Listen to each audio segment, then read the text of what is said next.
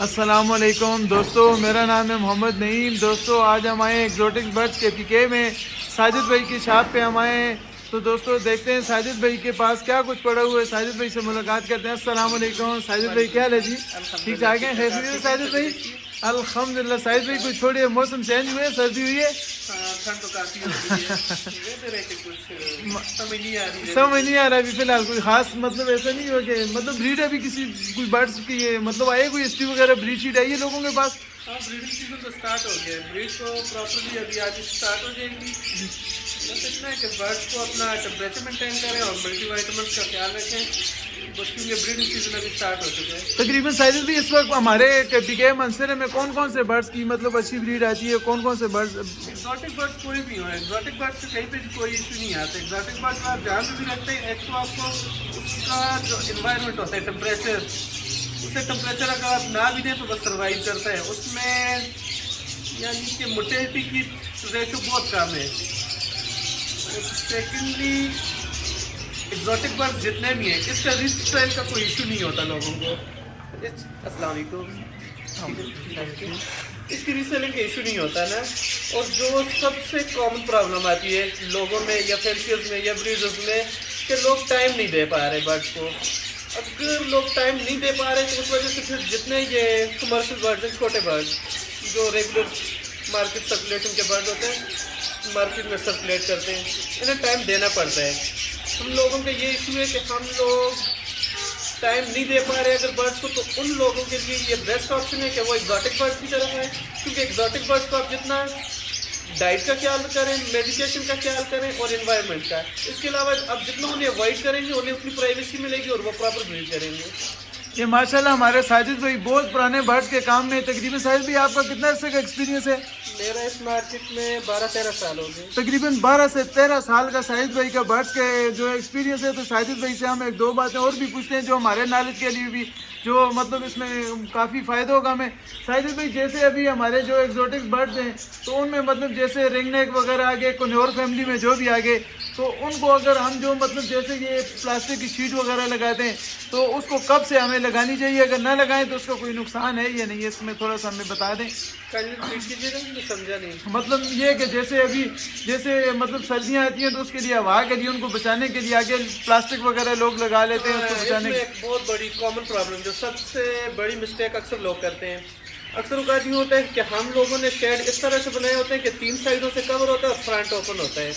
जब उसका front open होता है लोग एक तो उन्हें टेम्परेचर दे देते हैं, सेकंड उससे बिल्कुल आगे से डांप लेते हैं जिसमें वेंटिलेशन का इशू आता है। अगर वेंटिलेशन का इशू आएगा जिस शेड में और उसमें वेंटिलेशन नहीं होगी, हवा सर्कुलेट नहीं करेगी, तो अंदर जितनी डस्ट होती है फिर प्लस टेम्परेचर होता है, फिर दिन को धूप भी पड़ती है तो अंदर का टेम्परेचर इतना हाई हो जाता है और जो डस्ट उड़ती है इससे एकदम से बर्ड्स को रेशो होता है। और अक्सर औकात आपने देखोगे कि एग्स पे बैठे हुए बर्ड्स की मोटेलिटी हो जाती है। कहते हैं सुबह तो ठीक था, एक्सपायर हो जाते, अभी क्यों एक्सपायर हो गया? कॉमन रीज़न जो है वो ये है कि आप प्लास्टिक शीट लगाते वक्त शेड की वेंटिलेशन का ख्याल नहीं करते। जब आप शेड की वेंटिलेशन यानी आपने प्रॉपर प्लास्टिक लगा दी है, 2-3 जगह छोड़ दे थोड़ी ताकि उसमें से सर्कुलेट होती रहे हवा, तो फिर ये जो बर्ड्स को रेशा आता है ना, मुंह खोलता है बर्ड्स। अक्सर मेरे साथ भी एक मसला है। तो साजिद भाई मैं आपसे बाद में बात पूछ जाऊँगा। मेरे पास येलो की फीमेल थी, तकरीबन पिछले ब्रीड के सीज़न की बात है। उसने हालांकि मेरे पास 2 से 3 ब्रीडें की थी और उससे पहले हर साल में 2-3 ब्रीडें करती रहती थी ना। तो उसका ये हुआ कि वो मतलब बिल्कुल आई हुई थी ब्रीड पे, तो वो बॉक्स में बैठती थी, टाइम देती थी, करते करते उसकी एक मतलब गले से एक आवाज़ खर खर की जैसे वो ये जो खर खर की आवाज़ है ना, या तो एकदम से आप जैसे कि वेंटिलेशन नहीं छोड़ते, एकदम से प्लास्टिक शीट लगा देते हैं। एक तो ये होता है, इससे खर खर की आवाज़ होती है। और सेकेंडली ये कि आपके शेड में डस्ट होती है, जब आप बाहर से भी हवा बंद कर देते हो अंदर भी डस्ट उड़ती है, तो हवा की सर्कुलेशन न होने की वजह से वो डस्ट भी उनके सांस लेने से उनके गले में जाती है। यानी कि यूँ समझिए कि उन्हें गले का इन्फेक्शन हो जाता है एक टाइप का, जिसकी वजह से या रेशा बन जाते हैं अंदर, वो खर खर करते हैं। फिर खर खर करने के बाद मोस्टली बर्ड्स डेड हो जाते हैं, कम ही कोई तकरीबन बचता मेरे है। भी ऐसे 2 से 3 दिन उसने जो ऐसा उसकी आवाज़ें आ रही थी, पहले शुरू में कम आ रही थी, बस 1-2 दिन के बाद ज़्यादा तेज़ होगी, फिर उसके बाद चौथे दिन वो एक्सपायर हो गई थी फीमेल। इसमें सबसे बेस्ट है आप कोई भी ऐसी मेडिसिन लगाएं जिसमें एरिथ्रोसिन प्लस टाइलोसिन हो। जिस मेडिसिन में एरिथ्रोसिन प्लस टाइलोसिन होगी उससे आपके ये जो खरखर वाला इशू है ये क्लियर हो जाएगा बर्ड का। और अगर आप इसे अवॉइड करेंगे तो बर्ड से हाथ धोना पड़ेगा फिर। तो ऐसे ही मैं आपसे यही मतलब जैसे पूछ रहा था कि हमें मतलब ये कि प्लास्टिक शीट लगानी ज़रूर चाहिए, मतलब ये ना लगाएं बड़े मतलब एक्सोटिक बर्ड में, कन्योर वगैरह में या रिंग नेक में, इनमें लगाने की ज़रूरत है ये नहीं है। अगर आप प्लास्टिक शीट लगाते हैं या आपका ताल्लुक किसी ऐसे इलाके से है जहाँ पे कि बहुत ज़्यादा सर्दी पड़ती है, जैसे हमारे मंसरा के लिहाज से हमारे मानसरा में रात को सर्दियों में टेम्परेचर माइनस में चला जाता है, माइनस में चले जाते हैं, अक्सर औकात माइनस में जाते हैं। हमारा टेम्परेचर अगर माइनस में जाता है तो शीट मस्ट है। शीट फिर मस्ट है क्योंकि जब डायरेक्टली किसी बर्ड को हवा हिट करती है तो वो एकदम से उससे सर्दी पकड़ लेती है, जिसकी वजह से वो लूज होता है और एकदम से एक्सपायर होना शुरू हो जाता है। अगर वो एक्सपायर नहीं भी होता, उसका इम्यून सिस्टम स्ट्रांग है और आप कोई एड से मल्टीवाइटामिन्स दे रहे हैं जिसकी वजह से उसका इम्यून सिस्टम बूस्ट कर रहा है, वो उसकी कुव्वत मुदाफ़ियत इतनी है कि वो उस टेम्परेचर में, नेचुरल टेम्परेचर में सर्वाइव कर रहे हैं। लेकिन इसका आपको लॉस ये होगा कि उसका ब्रीड का जो साइकिल है वो डिस्टर्ब हो जाएगा, ब्रीड वो बहुत लेट जाके करेगा फिर। मतलब ये होता है साजिद भाई हमारे पास ऐसा अक्सर ऐसा होता है कि लोगों के पास जैसे उनके मतलब बस उनके पास 3 या 4 एग्स है, उनके सारे के सारे उनके पास बच्चे भी उतने आते हैं। हमारे पास मेरा एक पेयर है वो तकरीबन येलो रिंग नेक का वो 9 एग्स देते हैं, उसके 9 उसके आते हैं, कम से कम भी उसके बच्चे हैं 7 से 8 उसके बच्चे आते हैं। तो उसमें ये होता है अक्सर उसके बच्चे एक्सपायर भी हो जाते हैं। तो ये एक्सपायर होने की क्या वजह होती है जिसके साथ इसके बच्चे एक्सपायर हो जाते हैं, इसकी क्या थोड़ा सा। फर्स्ट ऑफ ऑल तो आप ये देखें ना कि आपका पेयर अगर इतनी अच्छी रेशो दे रहा है इतनी अच्छी रेशो दे रहा है एग्स की, तो आप साथ में कोई फोस्टर पेयर रखें जिसमें कि आप उसके एग्स डिवाइड कर दें 2 पेयर्स के नीचे। कॉमन रीज़न ये होता है कि एक पेयर ज़्यादा से ज़्यादा 4 से 6 बच्चों को फीड करवा सकता है, ये ज़्यादा से ज़्यादा 4 से 6 बच्चों को फीड करवा सकता है, जिसमें कि आपके चिक्स हेल्दी भी होते हैं और वो सर्वाइव भी करते हैं। आपके पास अगर एक पेयर ऐसा है कि उसकी अंडों की तादाद 7 से 9 है, तो आप यूँ करें कि एक फोस्टर पेयर रखें, 5 एक पेयर के नीचे फोस्टर कर दें और 4 इसी के नीचे छोड़ दें। इस तरह से ये होगा जितने भी चिक्स निकलेंगे दोनों पेयर्स के नीचे वो इजीली सर्वाइव कर पाएंगे।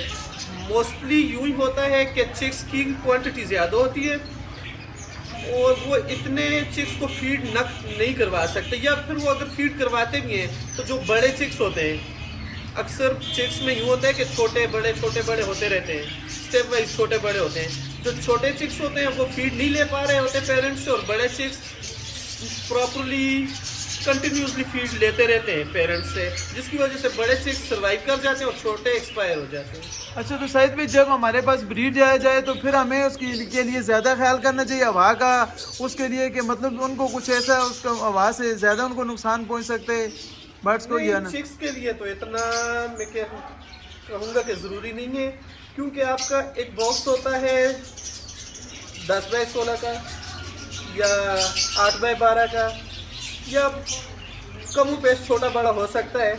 उसके अंदर 4 से 6 चिक्स पड़े हुए हैं, उसके अंदर फिर उसके पेरेंट्स भी हैं। पेरेंट्स में अगर और नहीं है तो मदर होती है, क्योंकि जब 7-8 पीस एक छोटे से बॉक्स में होते हैं तो बॉक्स का टेम्परेचर तो इजीली मेंटेन हो जाता है, लेकिन बाहर का टेम्परेचर भी इफेक्ट करता है। बेहतर ये है कि आपका शेड का टेम्परेचर सर्दियों में, मानसरा के लिहाज से बता रहा हूँ क्योंकि मानसरा में ठंड ज़्यादा पड़ती है, अगर आपका सर्दियों में शेड का टेम्परेचर 10-12 से 15-16 तक भी है तो ये आइडियल टेम्परेचर है, जिसमें आपके बर्ड्स को ना रेशे का इशू होगा और ना ही उससे ब्रीडिंग का कोई इशू होगा, उसका ब्रीडिंग सर्कल डिस्टर्ब नहीं होगा, वो प्रॉपर टाइम पे ब्रीड करेगा और अच्छा रिजल्ट देगा आपको। तो शायद भी एक बात और थी, आप मतलब काफ़ी ऐसे दोस्त और हजरात होते हैं वो पूछते हैं, ये जानना चाहते हैं कि हमारे जो बर्ड्स हैं, जैसे हमारे मानसरा के पीके में लोग ज़्यादा रोज़ेला वगैरह रखते हैं, इसी तरह कम व बेश लोगों के पास रिंग नेक वगैरह पड़े हुए हैं, या मतलब इसी तरह कोई बड़े जैसे अफ्रीकन ग्रे को और लोगों ने रखे हुए हैं, तो इनका मतलब कहने का मकसद ये कि जैसे ये ब्रीड करते हैं, तो इनको मतलब ब्रीडिंग सीजन से पहले हमें क्या कुछ देना चाहिए, और इनके ब्रीडिंग सीजन जब चिक्स आ जाए तो फिर हमें इनको क्या चीज़ देना चाहिए जो उनके लिए बेस्ट हो? सिंपल सी बात है, ब्रीडिंग सीजन से पहले आपके बर्ड्स मोल्टिंग में होते हैं। जब वो मोल्टिंग क्लियर करते हैं तो उन्हें थोड़ी बहुत वीकनेस होती है, जिसके बाद अक्सर औकात जब वो फर्स्ट टाइम हैच करते हैं या एग्स ले करते हैं तो उनमें अनफर्टिलिटी का इशू 70 से 80% आता है लोगों के पास। उसका बेसिक रीज़न यही होता है कि बर्ड्स एकदम से उधर से मोल्टिंग से फ्री हुए, आपने उठा के पेयरिंग में डाल दिए। आप पेयरिंग में डालते हैं बर्ड्स को, डाल सकते हैं, कोई इशू की बात नहीं है, लेकिन पेयरिंग में डालने से पहले अगर आप बर्ड्स को प्रॉपर मल्टीवाइटामिन शुरू करते हैं तो एक तो उनकी पेयरिंग अच्छी होती है, दूसरा वो जो आपके पास आके लेंग करते हैं उसमें आपके पास 70-80% या 90% तक का, मैं 100% नहीं कह सकता, 70 से 90% तक आपके पास फर्टिलिटी का इशू नहीं आएगा, फर्टाइल एग्स आएंगे। अक्सर औकात यूँ होता है कि लोग मोल्टिंग से क्लियर हुआ बर्ड उठा के पेयरिंग में डाल दिया, जैसे ही पेयरिंग में डाला जाता है तो उन्हें वाइटामिन की कमी की वजह से या तो फिर वो उस तरह से बर्ड्स यानी मस्ती नहीं करते, प्रॉपर मेटिंग नहीं कर पाते, जिस वजह से उनके एग्स अनफर्टाइल आते रहते हैं। या तो अगर मेल फर्ज करेंगे प्रॉपर मेटिंग करता भी है लेकिन उसका स्पर्म काउंट इतना कम होता है, या तो डेड इन शेल हो जाते हैं या तो फिर उसके एग्स अनफर्टाइल निकलते हैं। तो शायद भी आखिरी सवाल आपसे ये था कि देखें, जैसे मतलब अक्सर लोग कहते हैं कि भाई मैं अपने बर्ड्स को जैसे एग ब्रेड देता हूँ, इसी तरह काले चने वगैरह भी देता हूँ, इसी तरह सब्जियाँ वगैरह भी उनको देता हूँ, इसी तरह मतलब मैं जैसे उनको अपने हिसाब से बताऊँ मकई वगैरह उनको उबाल के दे दी, जैसे आजकल तो ताज़ा मकई नहीं होती उबाल के दे दी, इसी तरह हफ्ते में एक मरतबा गंदम भी दे दी। अगर ये चीज़ें सब्जियां फ्रूट उनको प्रॉपर सब कुछ मिल रहे तो उसके बाद भी क्या उनको हम कोई विटामिन वगैरह देना ज़रूरी है? और अगर उनको विटामिन देना ज़रूरी है तो कौन सा विटामिन हम उनको दें, उनको कौन सा विटामिन देना चाहिए? मल्टीवाइटामिन कौन से देने चाहिए? कैल्सीलेक और फर्टिवेट, ये तो बेस्ट है, मैंने बाज़ात खुद यूज़ किए हैं, इनका रिज़ल्ट 100% है। अगर मैं किसी को प्रेफर करूँगा, ये सजेस्ट करूँगा तो कैल्सीलेक और फर्टिवेट ही करूँगा, क्योंकि ये मेरे आजमाए हुए मल्टीवाइटामिन हैं और बर्ड्स प्लेनेट से कोई भी मंगवाना चाहे तो ईजिली ऑनलाइन ऑर्डर कर सकता है। सेकेंडली आपने क्या पूछा था? मैंने ये पूछा था कि अगर एक मतलब लोग जिस तरह अक्सर ज़्यादातर अपने बर्ड्स को ये देते हैं, मतलब गंदम वगैरह दे दी, मकई दे दी, सारी माजरत मैं भूल गया था, सॉफ्ट फूड मस्ट है, क्योंकि ये जितने भी एग्जॉटिक बर्ड्स हैं नेचुरली ये वाइल्ड होते हैं।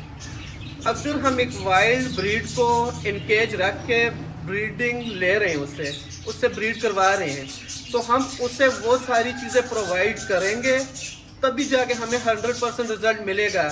हम वो सारी चीज़ें जो वो वाइल्ड होते हुए खाता पीता रहता है या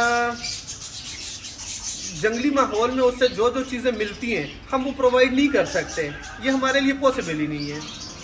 तो फिर हम जितने उसे सॉफ्ट फूड दे रहे हैं, आया कि देखना ये कि उससे वो ग़िज़ाइयत मिल रही है जिससे कि वो हमें 100% रिजल्ट दे। ऑफकोर्स नहीं मिलेगी, मैं 100% श्योरिटी से कह सकता हूँ। तो फिर इसमें बेस्ट यही है कि आप पेयरिंग करने से पहले उन्हें मल्टीवाइटामिन वगैरह लगाना शुरू कर दें, ताकि आपके मेल्स का जो स्पर्म काउंट है ये कम ना हो। स्पर्म काउंट या तो कम होता है तब अनफर्टिलिटी का इशू आता है, या फिर डेड इन शेल का इशू तब आता है। तो मल्टीवाइटामिन में फिर यही कैल्सीलेक और फर्टिवेट ये बेस्ट है, क्योंकि ये मैंने बाज़ात खुद यूज़ किए हुए हैं। फर्टाइल के लिए ये सबसे बेहतरीन है, फर्टिवेट सबसे बेस्ट है, मैंने बाज़ात खुद यूज़ किया हुआ है फर्टिवेट। हाँ अच्छा, ये दो चीज़ें दें। हाँ, मैं ये तभी सजेस्ट कर रहा हूँ क्योंकि इसका प्रैक्टिकल वर्क मैंने बाज़ात खुद किया हुआ है। मतलब ये साजिद भाई ने आपको जो जितनी भी साजिद भाई के 12-13 साल का ये एक्सपीरियंस है, उन्होंने आपको जितनी भी चीज़ें सारी की सारी बता दी हैं। इसके बाद आज हम आपको जो है वीडियो काफ़ी लंबी हो जाएगी, आज हम आपको साजिद भाई के बर्ड्स नहीं दिखाएंगे। आज सिर्फ और सिर्फ आज की जो साजिद भाई की कीमती बातें थी जो आप सब लोगों तक पहुँचानी थी, तो आज हमने, क्योंकि ब्रीडिंग सीजन से पहले हमारी ख्वाहिश थी कि हम आपको सारी की सारी जो है साजिद भाई की जो है चीज़ें आप तक पहुँचा दें, मतलब जो हमें सीखने के लिए चीज़ें मिलें। तो अभी हम साजिद भाई का कॉन्टैक्ट नंबर आपको देते हैं। अगर इसके अलावा भी आपने कोई बात पूछनी हो या अगर कोई बर्ड्स आपने लेना हो या कोई बर्ड सेल करना हो तो साजिद भाई का व्हाट्सअप नंबर आपको दूंगा, आप उनको कॉन्टैक्ट करके आप उनसे जो है रब्ता कर सकते हैं और उनसे पूछ सकते हैं। तो साजिद भाई आप अपना व्हाट्सअप नंबर दे दें।